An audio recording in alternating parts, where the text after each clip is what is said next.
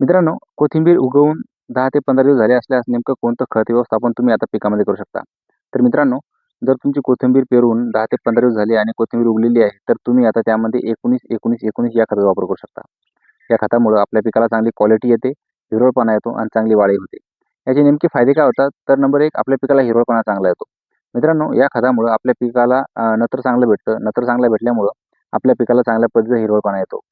Number 2, पानांची वाढ. मित्रांनो, पानं चांगल्या पद्धतीने रुंद पसरतात आणि चांगल्या पद्धतीचे मजबूत होतात.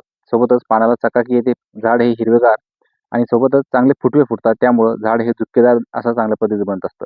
आणि नंबर 3, काढणीला पटकन येणं. मित्रांनो, या खतामुळं आपलं पीक हे लवकर तयार होतं, लवकर वाढतं. त्यामुळं 5 ते 6 दिवस अगोदरच तुम्ही आपल्या पिकाचा तोडा करू शकता.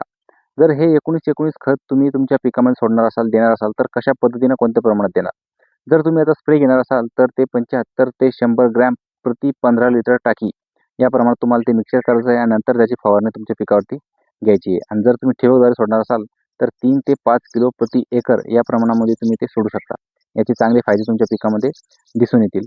आणि जर आणखी चांगला रिझल्ट हवा असाल, तर तुम्ही याच खतामध्ये चिलेटेड झिंकचा वापर करू शकता, ज्यामुळे तुमच्या पिकाला चांगलीच चकाकी येऊ शकते आणि पीक हे चांगलं दिसू शकतं. तर मित्रांनो, जर तुम्ही कोथिंबीर पेरलेली असाल, तर तुम्ही या खताचा वापर अवश्य करा. धन्यवाद.